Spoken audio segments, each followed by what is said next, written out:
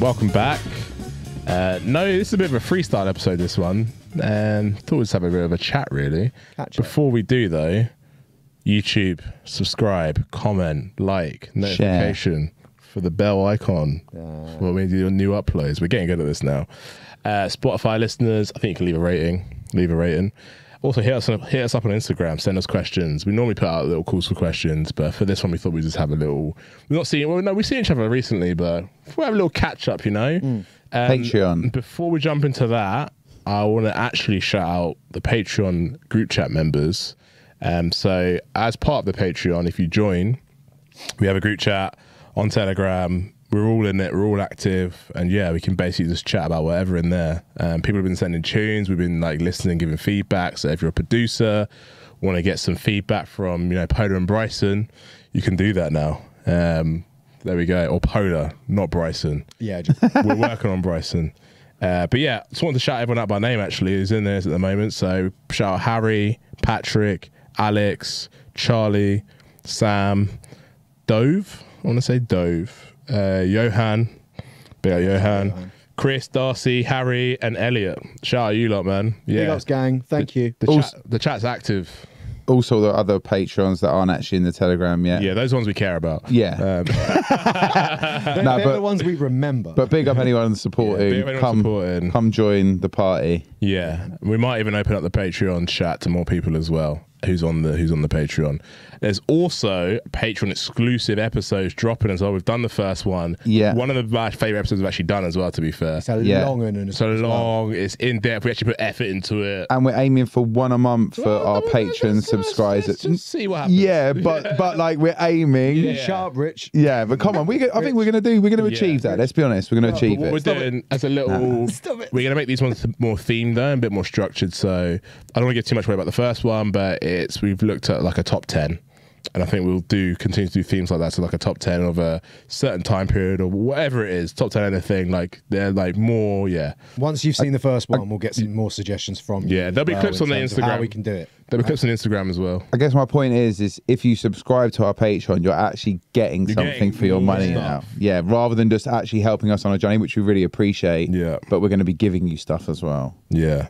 So yeah, I mean, we've actually got gigs to talk about that aren't just Jack. So yeah, well, we were all at hospitality. Let's talk about hospitality first, because that was great. Hospitality every year just gets better and better. Like, shout out the whole team. Fine wine. Yeah, they work on that festival very hard, and it's kind of like their baby. It's like their kind of crown in the hospital jewel, I'd say at this point. Yeah.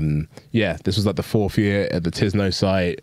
Yeah, the weather was unbelievable for a start. Like and it was grim in England as well, so it felt so good just to get away from that for a bit. Yeah, boat party, the Shogun boat party was crazy. Shout out anyone that was there, you know what went down. That was crazy. Even Josh, who is one of our unglued, I think he said like he's never seen anything like it as a boat party. So yeah, that was crazy. You also had the beach stage, didn't we? Again, best stage for me.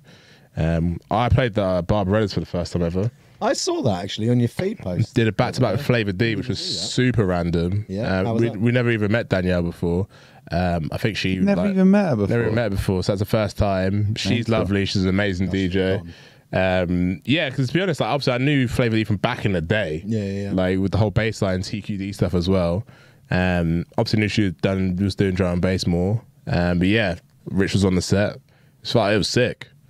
She rolls out. She rolls out. Yeah, and you know what, she as well, rolls out. I was saying to like Tom and like any other people, was like, you know, it's interesting, like watching her DJ, like you realise there are levels to go up in the game. So like, what I mean by that is like, obviously like I can beat match and tune select really well. But it's like the little things, like she does like these little like loops and stuff, like impromptu. She'll go back to like, when she's mixing out of a tune, sometimes she'll go back to a key point at the start of a tune just to get the vocal bit and then loop that on the fly real quick. Like the stuff that I don't really think about doing. Yeah. Like, it was really interesting to see it, and like all the effects and stuff. She's like, I'm using the effects more, but like she's just like super slick with all of it, man. Like it's almost like a complexity that, at least for like our generation of DJs, I think like 18, 20-year-olds nowadays are probably a little bit more clued onto that stuff. I don't think they are. Like, I just think I think it's more honestly, you know what it is? Yeah, Tom actually said, and I think he's right. When you mix other genres, slower genres, you use more of that stuff. Yeah, there's more freedom to have creative control over the tools you've got on a CDJ. It's slower, so you can do more stuff. And I think she's just taken that into drum and bass, and it's sick, man. Do you know what's interesting? So the one person that I thought of when you were saying that, because obviously I wasn't behind the decks, I was in front of the decks, I couldn't see any of that going on.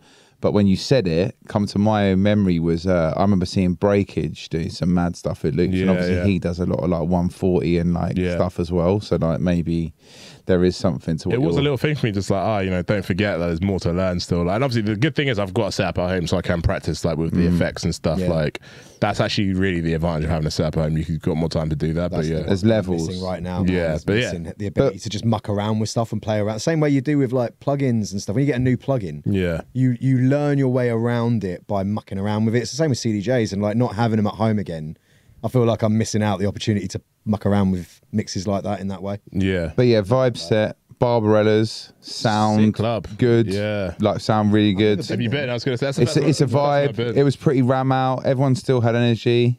Sound was crisp. Do you know what? That's what I like about that festival a lot. Yeah, it's a real example of stamina. Yeah, like because it's not just ham from the get-go with every set. You get really nice chilled liquid sets throughout the day. Then it will go a little bit like deeper, a bit techier. Then it gets a little bit more sort of like heavy and hardcore throughout the evening and stuff. And the lineups are all really well curated. And it means that when people are talking about going to an after party till 4, 5, 6 in the morning, people are flocking there because they've still got the energy to go. It is curated really, really well. And I think this year was the best year they've curated. 100%. And also this year for the sound, I got to say the sound was so good. I did a little post on it. Like from an MC perspective, obviously real difficult when you only get like one monitor or no monitor. So I had monitors everywhere I went. Engineers are on point, could hear everything. It was like absolutely blessed. Like, they absolutely smashed it. Look after you so well as well. I know it's like a bit of a pun in the name, but like they really, really do. So every set you do, there's like drinks everywhere. It's like, yeah, man, it's like really, really like nice place to be. Like it's like, just fantastically done and executed. Big love to all the hospitality gang. I really enjoyed the set you did with Waze as well. That was honestly one of the highlights of my year. I think he said the same thing, and he was like, "It's his favorite set he's ever done." Really? Yeah. I mean, we were pretty charged with it. I think the energy was just on point. Like, I actually got like a bit wave for that, which, you know, I haven't been doing too much recently, but like smashed a fair amount of tequila, came on. It was like perfect. I was like, mad energy. Crowd was rammed. Engineer got it so crispy for me. It's like there was the distance between the booth. So the booth was, I could hear it, but I could have nothing in my monitors and I could still have a vibe, but I could hear myself crisp. So I could just go in, like sort of the way that you're elevated, but still in touch with the crowd. Honestly, that Olive Grove this year, that's the best it's ever been, and it went off. I was only set I did there, and admittedly, you know, he's hot property right now. The place was ram out. Everyone was like going to see Waze. Like it was one of those things that people kept telling me like, oh, I'm coming to see you with Waze, coming to see you with Waze. Like it was just like the energy was just building. Like the first 2 days I got there, and it was just like bang, like went in. I like he killed it. It says well, obviously he plays super hard, but like he plays like weird stuff as well. Like he'll play, like, he'll chuck in a tune with like a really weird drum pattern. Like it's not just like wall to wall, like relentless 2-step bangers. Like he'll chuck in stuff that's like just a bit different, which I think separates that, because like with those sets it can become a little bit monotonous at times because it's like you're just getting repeatedly bashed over the head, which is fun, but like he does you did refer to that, but it was like you said it was like getting punched in the face repeatedly, but it being like really enjoyable. You sadistic fuck. It's like getting beaten up, like in like a good way. Honestly, it was so easy to MC actually, and like again testament to the sound, but also just the vibe that he was bringing. Even like when I went and spoke to him, like I don't think he might have met before. We weren't really too sure, you know, them ones where it's like maybe in passing or something, but never done a set together. Obviously talking about like working together more now, just because it was like such a vibe. But yeah, it was just like instantly his energy even was just like, he was super pumped for it, you could see. And I turned up like a little bit charged, was like, yeah, like I'm on this, like let's go. Get the sound right, and it was like everything just came together so nicely, man. It was really, one of the highlights of the year so far, like, if not the, for me. For sure. Yeah, and then Josh was there, like at one point picking him up. Casper, like, almost lobbed him over the deck. So Josh, I see Josh pick up a few people. Yeah, it's his thing. Gym Josh is a new era, innit? Man, stacked. I actually spent some time in the gym with Degs and Josh, Remember you said, yeah. which was actually highly enjoyable for the fact that it was like, oh, doing a bit of healthy stuff, but also just putting the D&B scene to rights in the gym was just something that I was like, oh, I could do this a lot more often. There you go. Ransom weights. Yeah, ransom jokes. That's like that was reminding me of like the Skibbity and Det YouTube from back in the day where they're spitting bars doing weights. You seen that video? Never seen that. Go check it out. Iconic YouTube video. Skibber, Det, bussing weights, spitting bars. Honestly, you're gonna love it. But yeah, man, HOTB 24. That was excellent. You went to, what did you have? Fusion Festival, was it?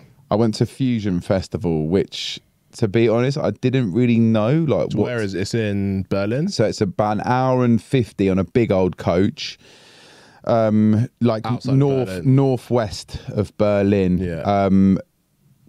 Is it Lars maybe? It's like an abandoned airfield, which is like super cool. And honestly, I was quite taken aback by the whole thing because I didn't really know what to expect, apart from the fact it was going to be like German, predominantly like techno festival.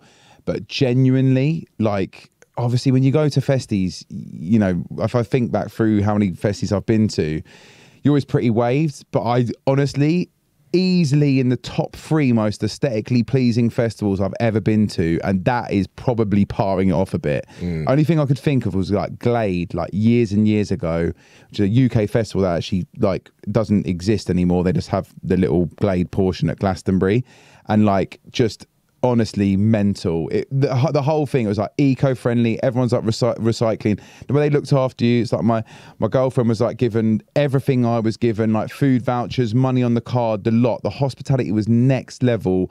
All the stages, the main ones were of similar size. They had like 2 like sort of main ones, then there was like 15 or 20 that were like all pretty the same.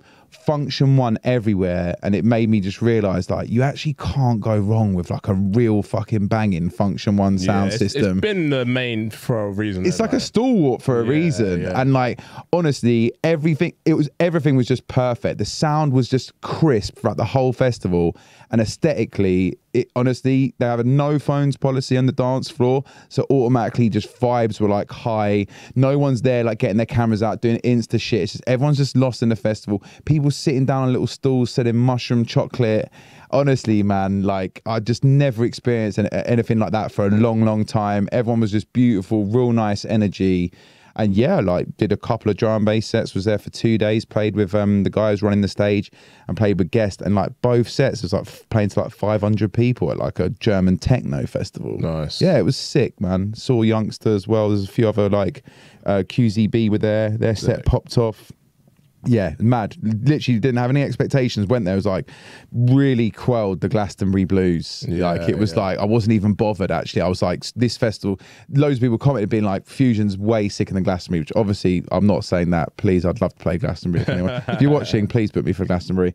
But yeah, like it was honestly so sick, man. Yeah, nice. I had the best time. Speaking of Glastonbury. Yeah. First time. It's my first time ever. First time? Glastonbury Festival. Right. Never been as a punter. Never been in my life. Wow. Neither had Simone, neither had Helen. Harry had been a few times before over the years. I think he'd gone as a kid a couple of times. Yeah. We went with Dan a few years ago.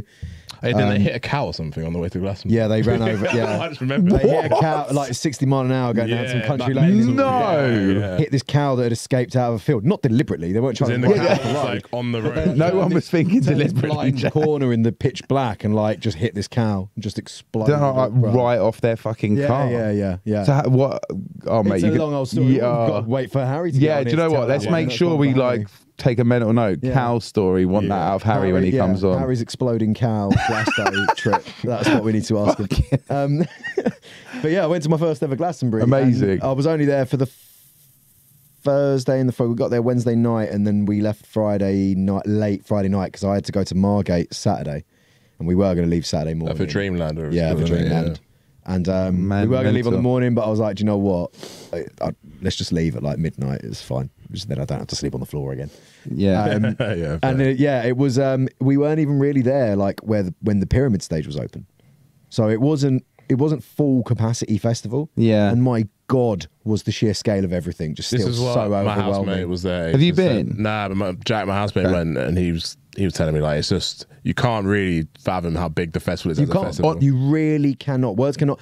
And me and Harry, it was a weird thing where basically me, Harry, Helen and Simone, we had to go in separate groups, but you'd think that would mean Harry and Simone would go in together, me and Helen would go in together, but no, the way it was all accredited, it meant that me and Harry had to go in one way and Helen and Simone go in the other, but we only found this out once we're on site with the vehicles.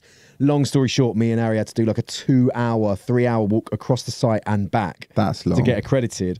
And so we did this on like the first night when people were arriving. There was almost no one wandering around. There was no music started by this point. And we're just strolling through the entire length of one side of the site all the way to the other. Yeah. And just even with no crowds around, it took ages to get anywhere. And I was like, when there are 300,000 people here, this is going to take all day. You know, it's the most densely populated place on earth when it happens. It's really? Yeah. It's No. honest. It is literally like They call it City, right? yeah. It's one of the craziest things I remember I ever witnessed at a festival was going to Glastonbury, 3-hour queue on the way in, like doing it the like punt away. Getting there, pitch my tent. It's like you've gone through the most ridiculous ordeal. Got up so early. It's like you've been through hell on earth to get to your pitch in your tent. And like my people who I went with, like they knew the spot, like on the hill. And I remember pitching that tent and just looking down and just being like, instantly, I just got it. Yeah. You know, like because you always hear the hype and all this stuff. As soon as I saw that view, like down the thing of the whole festival, like you can see the Glastonbury thing, the sign at the top. Yeah. You're sort of on the hill, like, and honestly, I was like, in that moment, I was like, fucking hell. Like, I was like, I get it. I get the gas already. I'm here for it. I'm invested. Let's go. It's crazy. Like it's been 2-3 weeks now, 4 weeks probably by the time this airs, 8 weeks, who knows. It still hasn't sunk in. Like that I went to Glastonbury Festival and I got a chance to play at Glastonbury Festival. Yeah, how was that? With Harry. It was insane, man. Like there's the two sets. So I was there on the Thursday night where it was me and Harry playing Blind Tiger Gardner, at Unfair Ground with Gardner and Friends, yeah. And Luke Gardner is a fucking G. This man is such a sweetheart and he was so happy to have us down. And I don't think he realised how much happier we were to be there. Like, I think it was this constant, like, no, we're happier. And he was like, no, I'm happier that you're here. And because He's such a nice guy. He's so lovely. Yeah. He's such a sweetheart. And yeah, so it was off the back of Luke that we were even there, man. Like, so again, like, shout out Luke Gardner, man. What done? He got me a once in a lifetime opportunity to go to Glastonbury. I mean, and you're to play. definitely going to go. Yeah. You'll be there next year. Look, you've look. The first time he played though, that is a one that counts as the once in a lifetime Also, because man, look, we've had COVID come and go, man. I'm not taking any of this stuff for granted anymore, man. Every experience I get moving forwards with this music is always, until it's not, it's always a once in a lifetime. no, that's what I mean. It's the first time you've been 100%. That can count as a once in a But it lifetime. could Like also, that could be a one and done. That could be the only chance we ever get. Like, and I'm not here Stop taking making nothing tunes for tomorrow, granted. maybe. yeah. But I'm just not or taking something nothing for awful granted. happens. I'm not taking anything for granted, all right? So it's just, that's what He's very serious about this. But you'll be there next year. Labour government, man. It's fine. We're saved. Like, Thanks, Keir. Yeah, big up, Keir. Outside No, Keir no, big up, Keir. We're not doing Let's we're not doing that. definitely not do that. Everything good that's happened in the Steer last clear 4 of weeks. Keir. No, we're not bigging up Keir Starmer. Steer clear of Keir. We're not talking about Shogun KT. We're just going to steer clear of the whole political thing. But we Yeah. can all agree, no more Tories is fantastic. Exactly. Yeah, I'm here So for we'll that. leave it at that. Yeah, let's leave it at that. Yeah, we'll leave it at that. Yeah, no, Glastonbury is one of them things I feel like, what's nice about Glastonbury is I feel like you can go at any age. I don't feel like I've missed the opportunity to go when I was like 25 or No, whatever. you really haven't. I feel like in the next few years I'll be there. And you'll just experience it in a different way. That's what I yeah. imagine. Like, that's how I imagined it. Also, if there's any listeners that like not really, the whole like camping thing, you're thinking like too many people and like all the kind of like glamping for the yeah. So honestly, Tangerine Field's the second year I went, like the best £120 I've ever spent. Yeah. Have my tent already pitched, going to a different entrance, no queue, like nicer showers, everything. Like boom. Only problem was, when you're talking about walking the whole further away, festival, isn't it, right? Shangri-La I think is here, and I think Tangerine is like here. all And I depends was on either where you Lick get Up accredited, or though, innit? it might have been just north. I can't really remember, but it was a long way away. And at the end of the night at Shangri-La, when there's loads of people and it's super muddy, I have no idea how long it took us to get back, but it was ridiculous because it is huge. Yeah. Get the step counting though, innit? Yeah. Well, that's it, man. I did like my daily average is like 18,000 steps, bro. I did like 37,000 steps on like one of the 2 days. Harry smashed it, bro. He was like 40,000 steps every Harry's day. He missed was the there for fitness, like though, innit, 5 now? days, bro. Like, Harry's in his fitness era now. Him and Tom went for a run. so am I, man. Harry's been getting me on the PT every week for like Yeah. Tom and Harry went for a run at hospitality. Yeah, man. That's jokes. yeah, that's madness. Yeah, I love kind it. of no, I rate that. They love it. I'm here for it. Tom went for a run like 3 times hospitality. Tom loves it. He Yeah. actually loves it. Yeah. I mean, fair punishing play. himself in Yeah. the heat. What else did we have? So What have you been doing? So obviously the hospitality. Obviously prior to that was Bali, Canada. Did we talk Well, I about think we Bali spoke last about time? that last time. Where We were you did, this didn't we? weekend? Yeah. Oh yeah, so Thursday I was at Exit Festival, which is in Serbia, Novi Sad, which was Obviously, for anybody listening, where was he like 4 weeks ago when this airs? Yeah. It'll probably be 4 weeks later. yeah, Valid. that was sick. I was there for like, you know, the ones we were in a country for like 12 hours though. Yeah. Yeah. In and out, but yeah, it was like 40 degrees, it's super hot. Festival's in like a 700-year-old like palace fort thing. Like it's a mental setting for a festival, and like the stage I was playing was like in a moat, the X-Base stage, like crazy. Sounds like it's the closest thing to Outlook Yeah, 1.0 you'll get. Yeah, To be fair, it is actually thinking about it. You reminded me when saying it. 'Cause yeah, obviously, yeah. a long time ago I went, but yeah, it is. Yeah. It's sick. And like Gucci Mane was on the main stage, it was super random. Like saw him play, like yeah, it was sick, man. Like everyone was lovely, hospitality was great. Craziest story. Shout out, I think his name was Alex. Met this guy Alex. I played in Sofia last year with Halogenics, like end of last year. And this guy who I met after the set in Croatia and Serbia came up to me, man. He was like, "Oh yeah, like I'm from Sofia. Like I came to see your set." I'm not joking. This is the maddest like thing someone said to me about like a set. It's like that set made me stop smoking. Yeah. What? He said he said specifically a tune that you played, which was QZB Riot Gear Romance. After I heard that tune, I just quit smoking. I'm not even joking. What was the context I other don't than know, that? bro. Yeah. That was the context of the conversation, man. Yeah, I kind of like it. Yeah, I was like, fair play, man. Like, yeah, it was a surreal conversation. He had like no sort of. There was nothing like mentally that he could give you more than that as to why that was the it conversation. like. Yeah. And I was like, I didn't even ask you. I was It's a like, pretty mad thing because I'm just now the cogs are whirring. I'm just trying to deep think in my head, yeah. what was going on in his head to make him go, I'm not smoking no more. yeah, In it, can we get the going young Jedi? If you're listening, let us know. yeah, yeah. Because when I'm drinking, I need to channel that energy. Yeah, for real. But yeah, now the festival's sick, man. Yeah, obviously everyone's had these crazy travel issues that the weekend just gone, so I had a mad delayed flight back. But ended up, so randomly, the next day, the Friday, landed back at Heathrow at like 7 or something. I was supposed to get back at like 3. I had a call from Grace, who's the back booker of Fabric, being like, unfortunately, Lensman can't make his set. So Lensman's supposed to play a 3-hour set, Room 1 Fabric with Fox. There's a storm that's going on at the moment, well, whilst as time of recording, that's basically messed up everyone's flight. So your flight got messed up, didn't it? My flight got messed up. All the flights from Amsterdam got cancelled. So basically, T couldn't get over from Amsterdam. Tried to get on the Eurostar, obviously fully booked because everyone tried to switch their travel plan. So yeah, basically he couldn't make it, unfortunately. So yeah, anyway, we got drafted in to play. So us and Halogenics that night got drafted in to cover the 3 hours with Fox. So ended up playing Room 1 Fabric.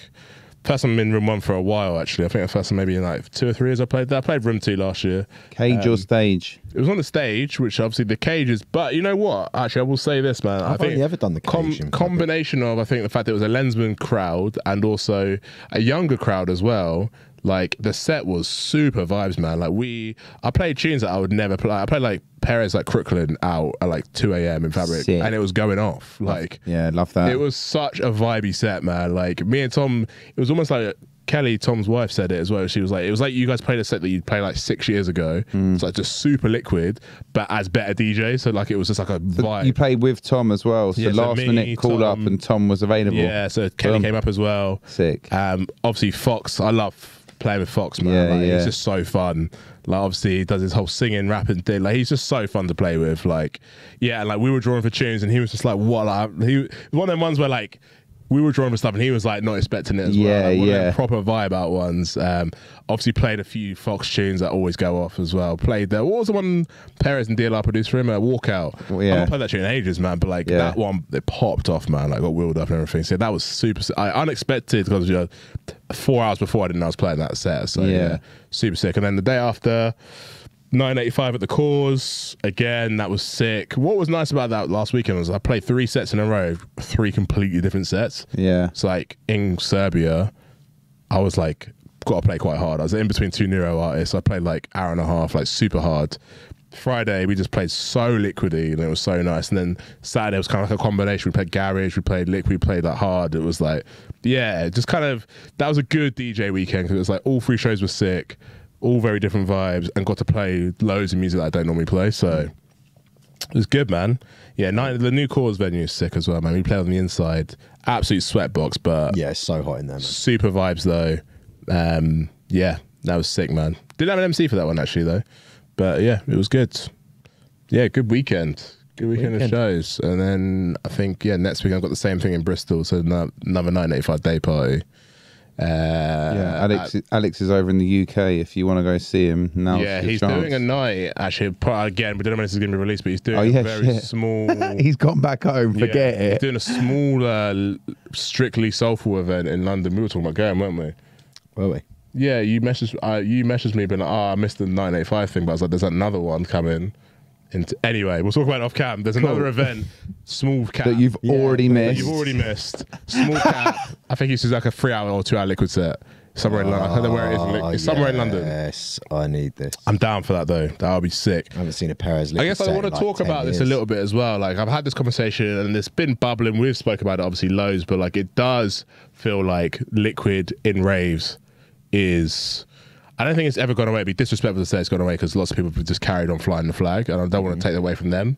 But it feels like, I don't know, I've just felt a shift a little bit in the last like couple of months, let's say. Basically, we're talking it back into existence. Yeah, and honestly, like the fabric set, just It's take credit for happening. this, yeah. I'm 100%. No, 'cause you know we what? No. single-handedly. Absolutely not. Absolutely a big not. part of it. So like honestly, the Friday set was kind of set up perfectly for us because it was like I said, it was Lensman 3-hour set. So everyone who bought a ticket for that was expecting to come and hear a proper journey, loads of beautiful liquid with some club tunes. So like we kind of lucked out with having the crowd there, and that's a testament to Lensman Taylor. Like, Thank God for Lens do you and know North what I mean? 'Cause Quarter. Like, he's yeah. never faltered from that. Like he's always said, "This is my thing, soulful liquid.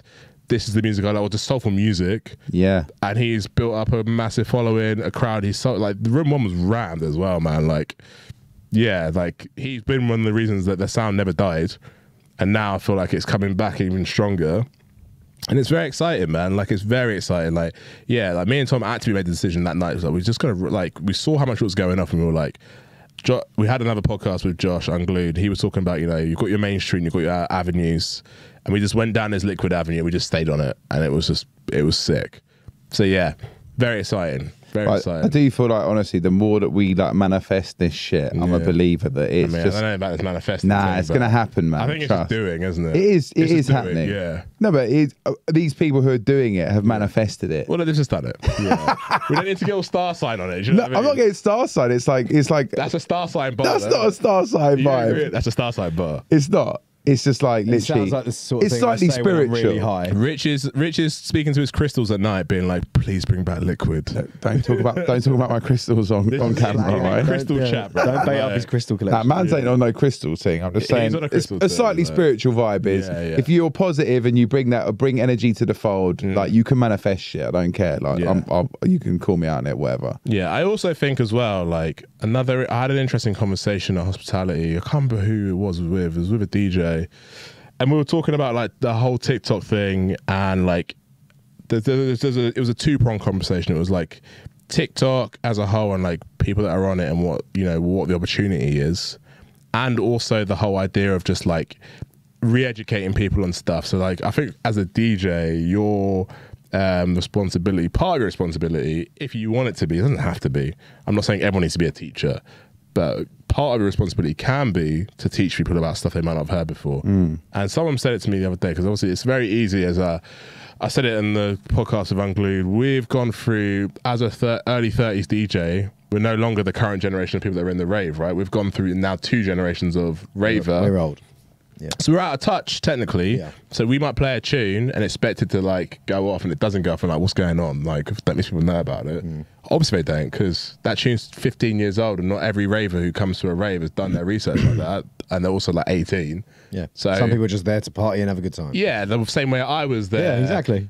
And I was like, so I do forget that sometimes. So there's an opportunity there, is what I'm saying, for you to be like, I'm gonna play this music, and this is the stuff that I came up on, and you know, the more they hear it, the more they're like, oh yeah, this is this tune, and it was sick, and whatever. Like, This is a chat of hospitality, wasn't it? this is just a thought, yeah. But I had a I chat. said we were having a similar Yeah, chat of and then- hospitality after I was like telling people off. And off the back of it, yeah, I think there's. But what I'm saying is, there's a more positive way to look at it. Obviously, Yeah. I'm literally taking I mean, piss. Yeah, but off the back of it, just to finish that point, there was a chat. I can't remember what DJ it was with. Maybe it was Serum. I can't remember. But we're talking about like TikTok and how he was saying, yeah, it's like obviously some people might say it's lame to be like 40 on TikTok, but like also I think I'd rather be me on TikTok talking about tunes from the 90s that I loved and educating the new crowd rather than somebody who doesn't know what they're talking about. And I was actually like, you know what, that's actually quite a good way of looking at it.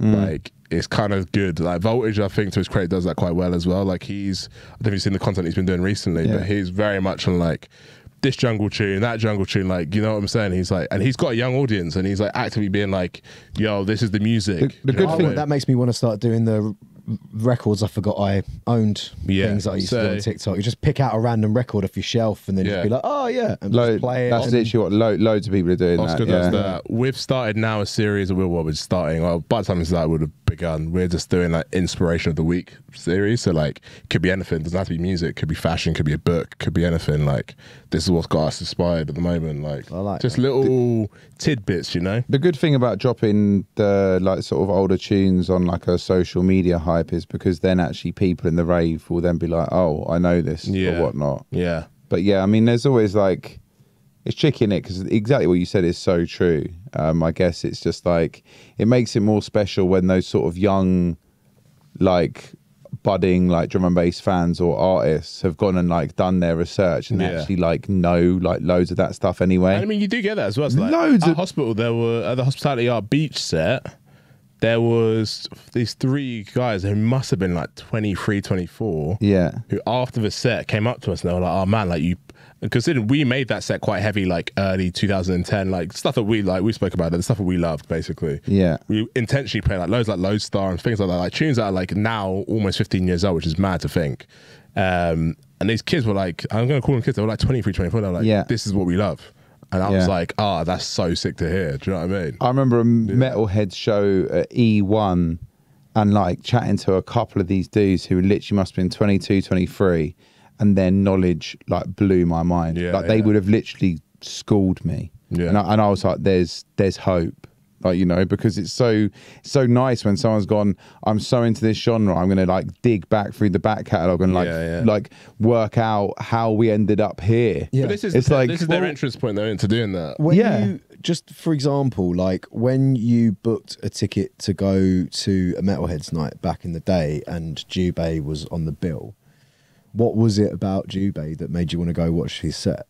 It's, you like his tunes and ultimately you're like, I want to hear more stuff like that. I want to hear what the guy who makes all these bangers I like, I want to know what he's feeling. I want him to go digging and I want to know what all of his gems are. I want it.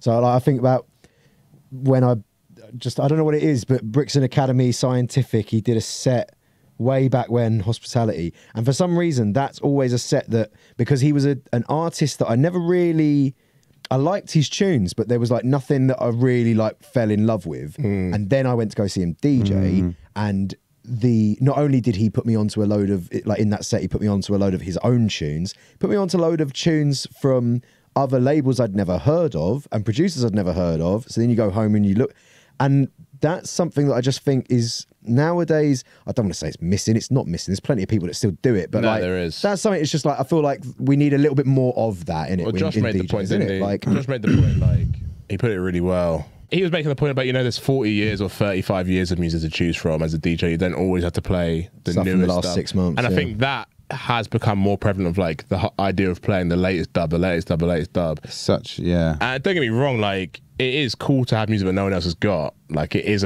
almost a badge of honor as a DJ. Like, I've got this, no one else has got it, I'm going to play it out. It's a sad badge of honor. Yeah, Yeah, but that's always been a thing in drum. But that's not a thing. That's a new thing there. By the way, of course, having dubs is literally predates drum and bass. Yeah, like, yeah, for sure. That's still a thing. That's always been a thing to DJ. I just think there's so many dubs now that it's just like actually, and also not all of them are actually that good. Exactly. Like, so it's less. Just because it's you've got it and unreleased doesn't mean like. I mean, if anything, the fact that it's still a dub after 12. Why is it still a dub after? Because no one wants to release it because it's a bit shit.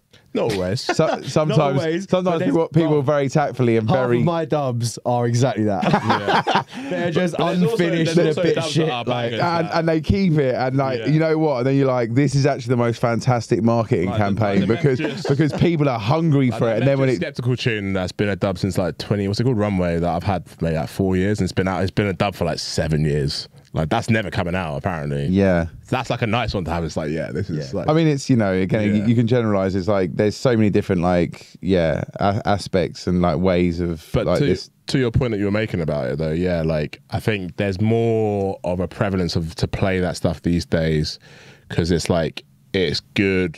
It ties into the whole social content thing, like unreleased tune, like film it, whatever.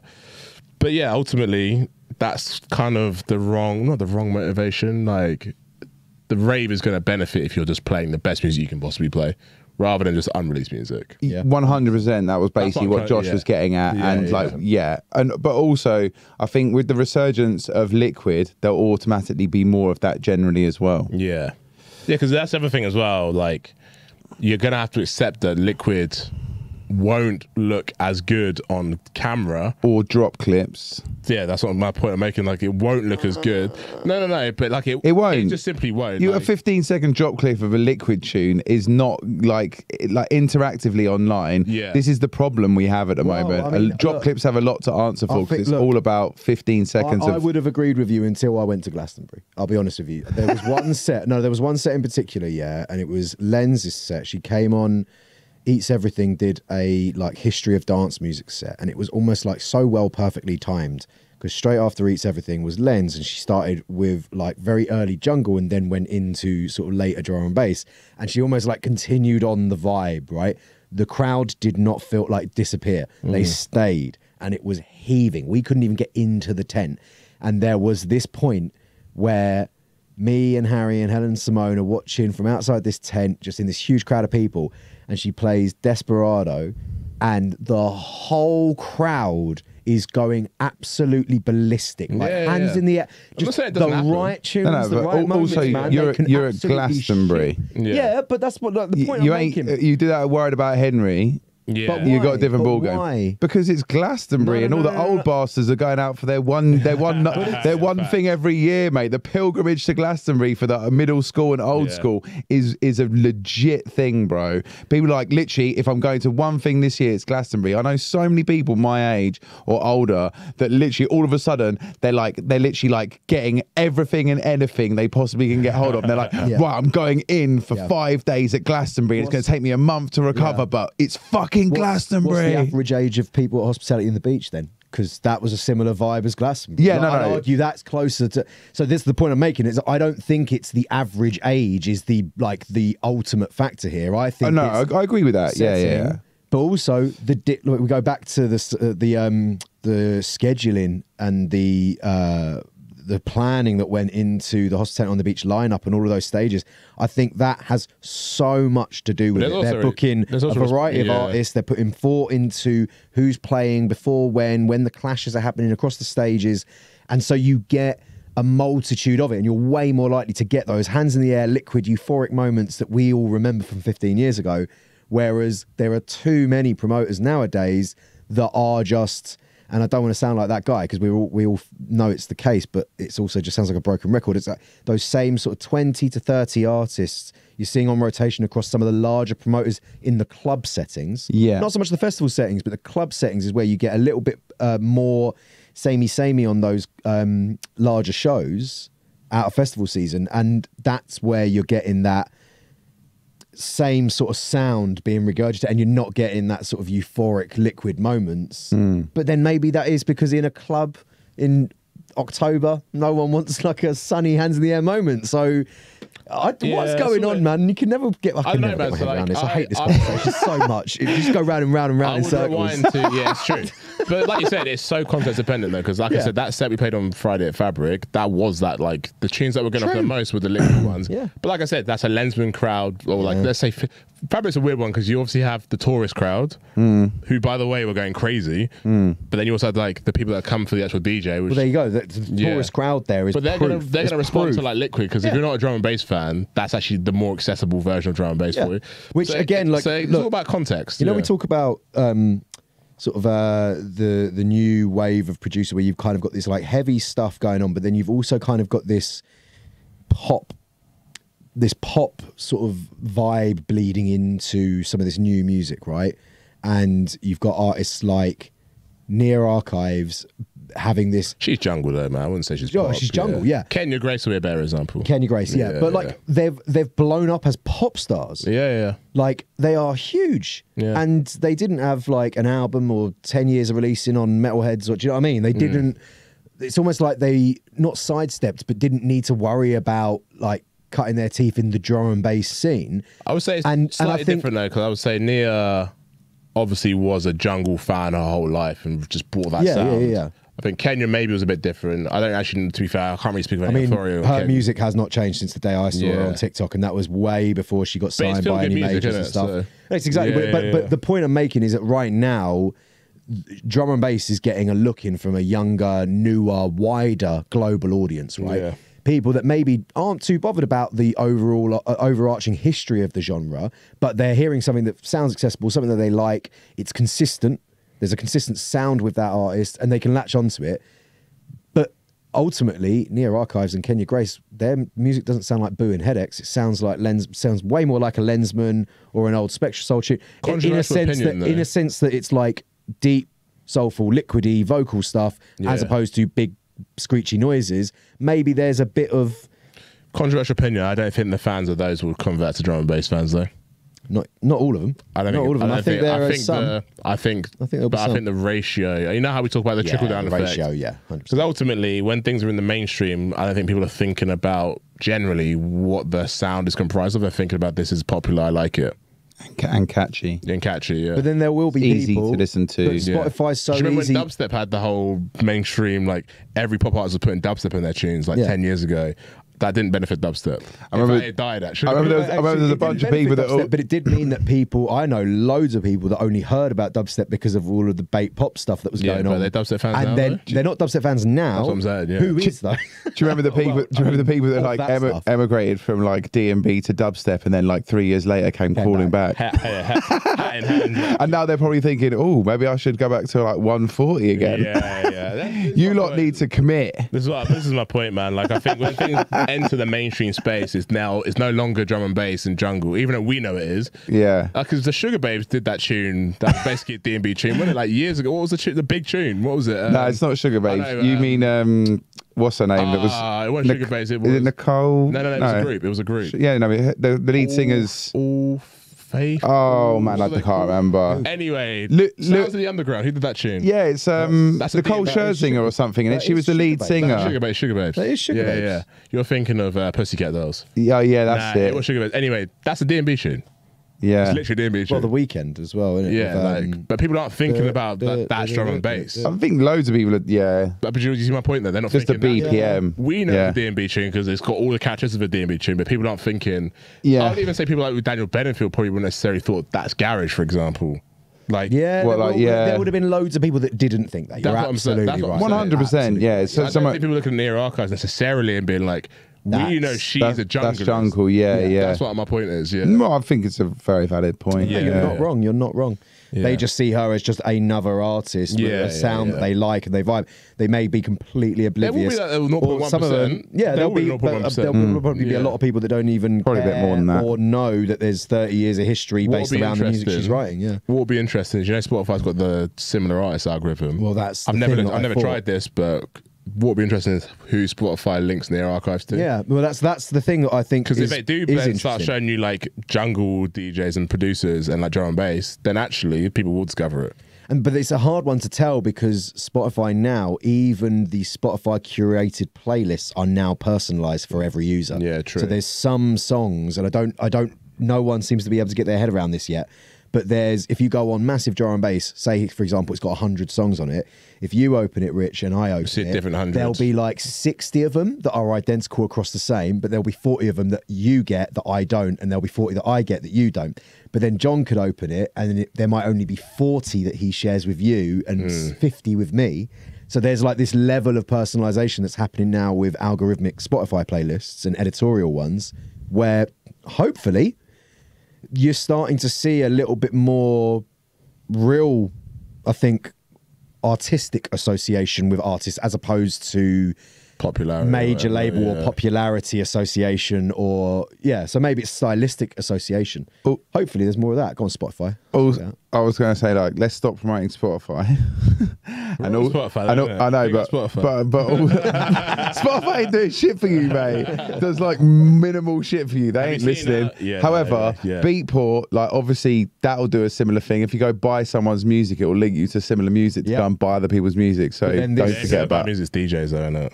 Yeah, I mean, but you know, and even they don't buy music half the time. Big up them. Yeah. Nah, loads of people are buying music, man. I use people all the time. Yeah, same. Do you lot still buy records? I don't buy records. I get I buy digital music now every year. I buy a record. I buy them, but I can't remember the last time I played one.